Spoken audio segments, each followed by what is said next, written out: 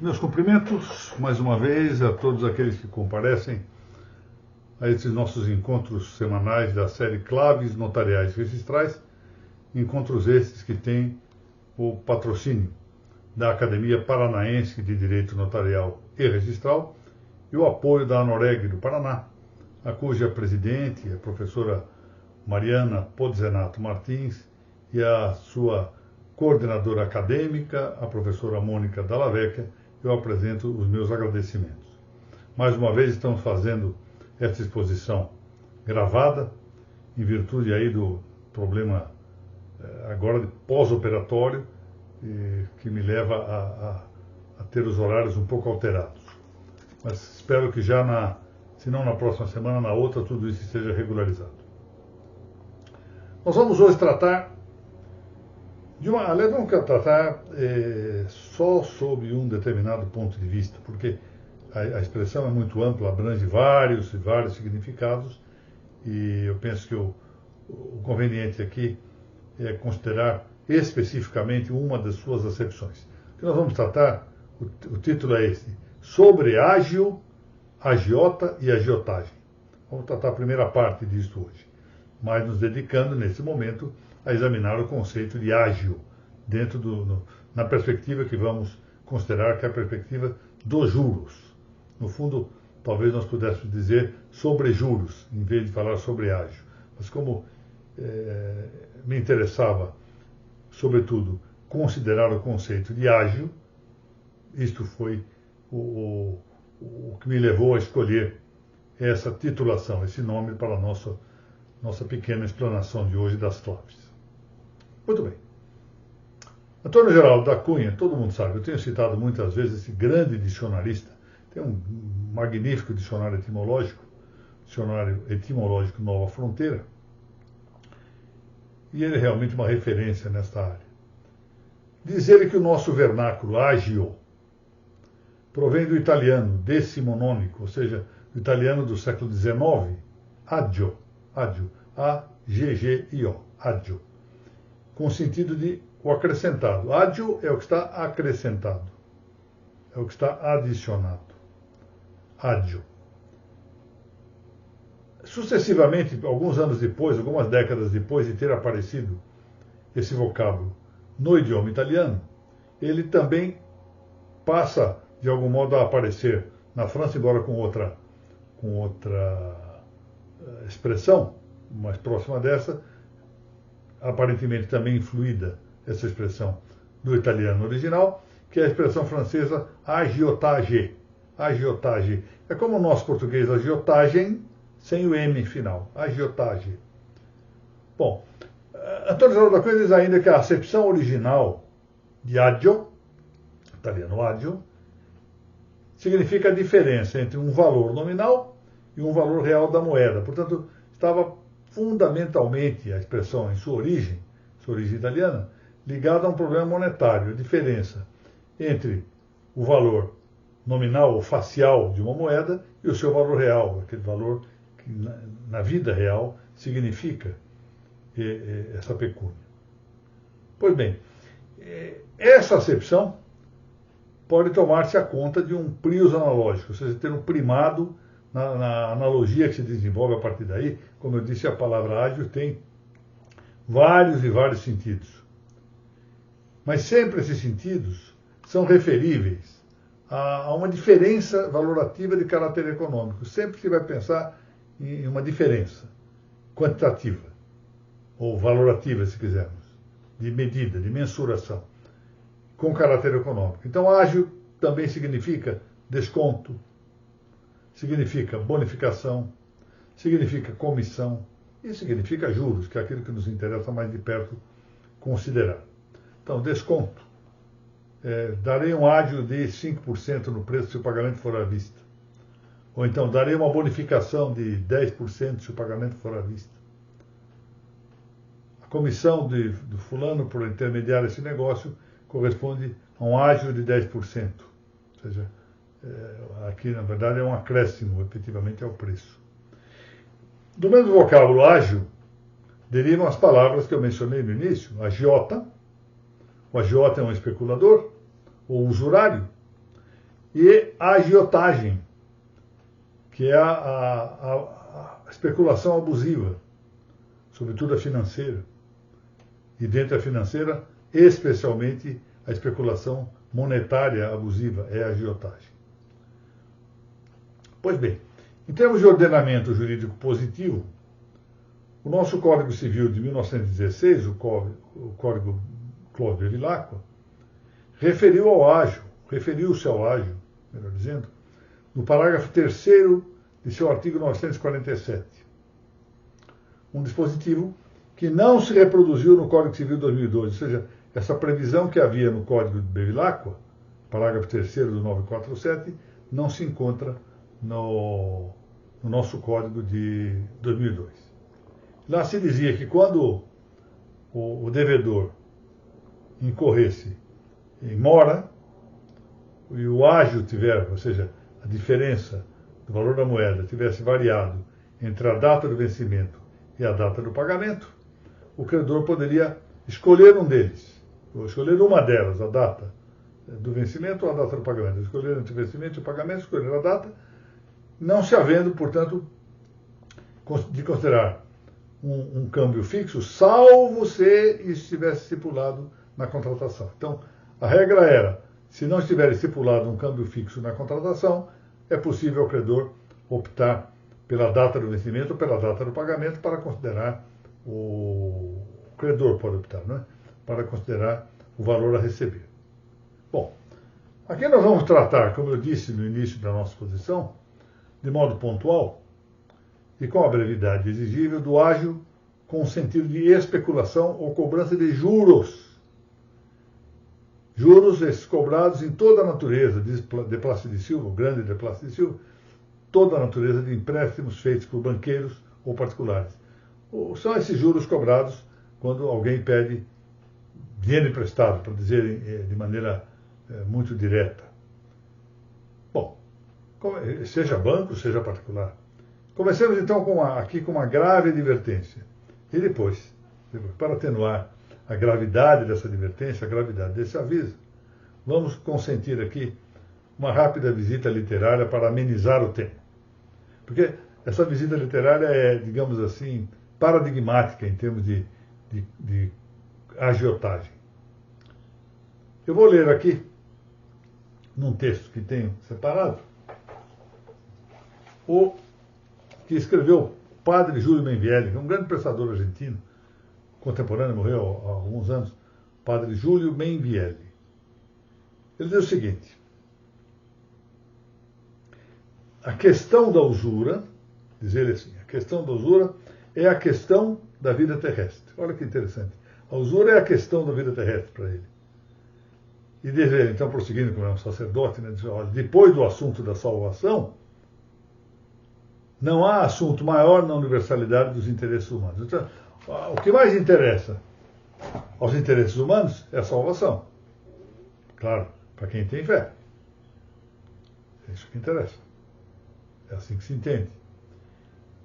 Já a usura é a segunda dessas questões. Depois da salvação, o que interessa mais de perto para os interesses humanos é a usura. Interessante essa observação do padre Júlio Menvielli, que era um escritor muito realista, tem obras escritas sobre política, sobre economia, sobre filosofia em geral.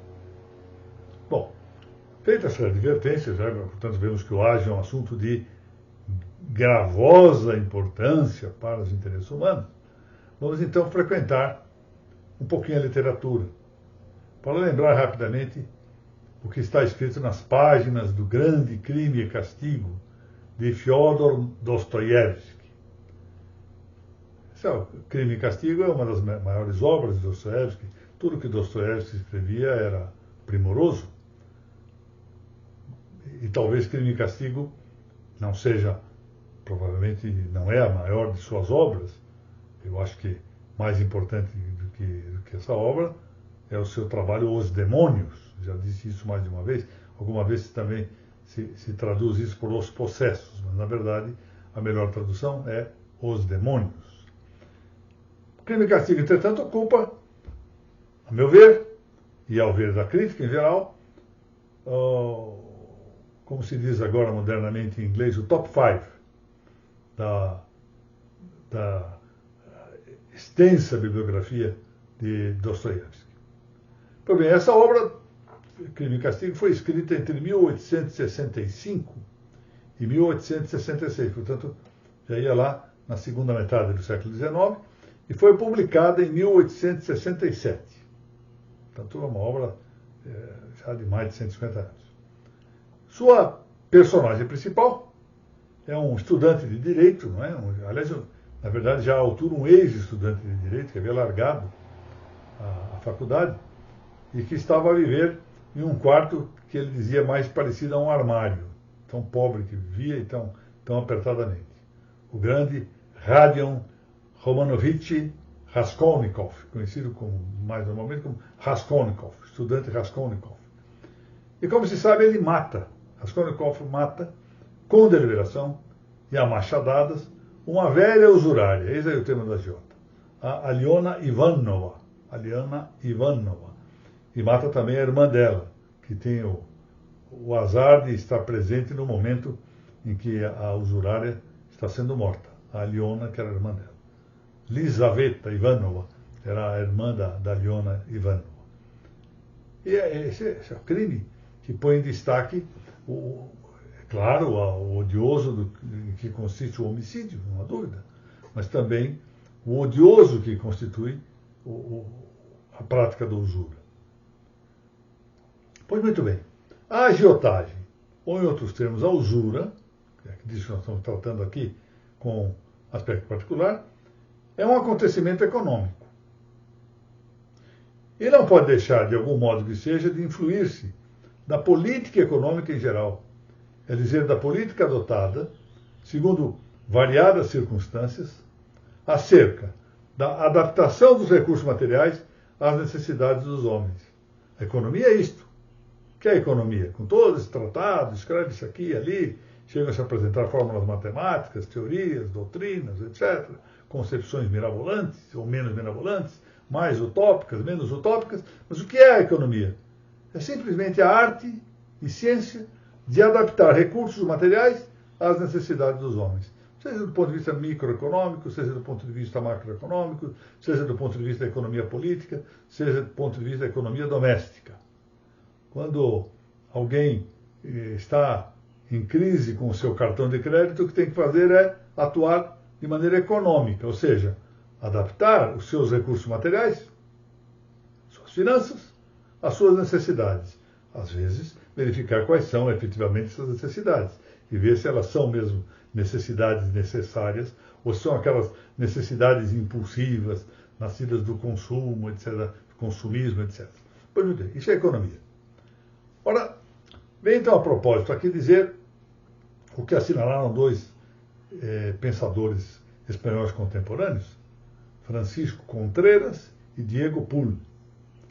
Dois autores muito interessantes, Contreras e Pull. Eles dizem o seguinte: olha, outrora, o empréstimo visava principalmente ao consumo próprio. Eu emprestava dinheiro para poder sobreviver, eu tinha que consumir alguma coisa, para comer, por exemplo. Ao passo em que nestes tempos, nos nossos tempos atuais, empresta-se de modo muito frequente para inverter em atividade produtiva. É um empréstimo para formar capital. Eu quero iniciar um negócio, eu vou buscar um empréstimo bancário para iniciar um negócio, ou seja, já não é para consumo, mas para produção. E isto, atenção para isso, pode alterar, e leva realmente a alterar o ponto de vista muito clássico e antigo acerca da usura. Então vejamos muito concisamente, eu até acho melhor dizer assim, muito esquematicamente, em que consistiu a política econômica moderna e contemporânea, a política geral. Porque se nós abdicarmos dos matizes, por mais relevantes que se reconheçam esses matizes, vamos ter ao menos um quadro geral de como se comportou a política econômica e por que essa política econômica terminou por influir na prática da agiotagem. Bom, partamos da ideia do mercado livre. Mercado livre. A ideia de que o mercado é um fenômeno natural, e em rigor é isso. Se deixar o mercado livre de peias, livre de leis, livre de intervenções, ele produzirá resultados adequados. Contra essa ideia do mercado livre, uma ideia moderna, do pensamento moderno, levantou-se, por exemplo, o célebre Código Social de Malini, que diz lá nos seus artigos, a sua tentativa de humanização da economia, que não se pode esperar do livre jogo da concorrência, quer dizer, do mercado livre, o advento de um regime jurídico bem ordenado. Ou seja, não é porque se deixa o mercado livre que se tem a expectativa de que haverá um regime jurídico bem ordenado. Isso me lembra aqui, agora me ocorre, uma frase famosa de Lacordaire. Lacordaire dizia o seguinte: entre o fraco e o forte, a liberdade escraviza e a lei liberta. Ou seja, o mercado tem o problema de fracos e fortes. A inteira liberdade do mercado leva a que haja uma escravização dos fracos e, digamos, um despotismo dos fortes. Do mercado livre nós podemos lembrar aqui o liberalismo clássico, que está ancorado na ideologia iluminista, e chegamos ao keynesianismo,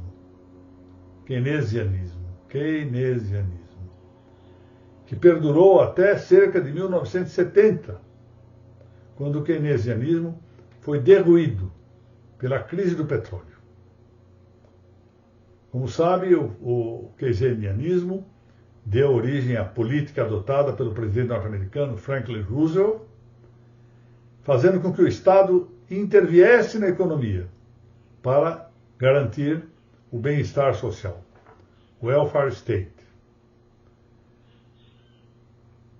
E o que se fazia, sobretudo, aqui de maneira esquemática, era um gasto com obras públicas, porque as obras públicas têm longa duração, e o fomento do consumo, com empréstimos a juros baixos e impostos reduzidos. Então, reduziam-se os impostos, forçavam-se os juros baixos, com isso se fomentava o consumo e, ao mesmo tempo, se gastava o dinheiro arrecadado pelo Estado com obras públicas. Bom, essa política, claro, atingiu o seu momento de crise em 1970, quando houve a crise do petróleo, e depois as coisas prosseguiram até que nós estamos assistindo, nesses últimos tempos, ao confronto, de um lado, entre o neoliberalismo e, de outro lado, o intervencionismo socialista. Não faltando também, frequentemente, o hibridismo do chamado capitalismo de laços, que une, eu poderia dizer aqui, o que há de pior no liberalismo com o que há de pior no intervencionismo. Ou seja, o Estado favorecendo alguns, isso é em nível mundial, estamos falando, né? Isso é um modelo teórico, não estamos fazendo nenhuma referência a nenhum país em concreto, mas o Estado favorecendo alguns agrupamentos privados. O neoliberalismo surgiu na década de 1980 e consolidou-se com o célebre Consenso de Washington de 1989. Então, nós temos, a partir, portanto, da segunda metade do século passado, o surgimento do neoliberalismo, que durante quase uma década se vai consolidando, até que realmente se tem robustecido com o Consenso de Washington que ocorreu em 1989. O Consenso de Washington era o resultado de um encontro do Fundo Monetário Mundial, do Banco Mundial e do Departamento do Tesouro dos Estados Unidos. E o que visava o Consenso de Washington era a sugestão de várias e várias medidas econômicas com o escopo de globalização dos mercados. Vejam bem, hein? Globalização dos mercados. E para que isso ocorresse, uma das medidas era a liberalização do segmento financeiro. Quando se fala em liberalização do segmento financeiro, deve entender-se liberalização da taxa de juros. Esse é o quadro que nós nos encontramos hoje. Uma tendência de liberalização da taxa de juros, porque isso é fruto do neoliberalismo, mas, em certa medida, em confronto com o intervencionismo de caráter socialista, estatista. E nesse meio termo, como uma espécie de harmonização de extremos, há em alguns lugares do mundo esse capitalismo de laços, em que o Estado dá proteção a algumas medidas de interesse de grupos empresariais. Isso é o chamado capitalismo de laços, que, portanto, faz uma mistura entre o neoliberalismo e o intervencionismo estatizante ou socialista. Então nós vamos prosseguir nesse tema na próxima semana. Por agora agradeço mais uma vez a todos que se dedicaram a ouvir e assistir esta gravação. Agradeço à Noreg do Paraná e agradeço à Academia Paranaense de Direito Notarial e Registral.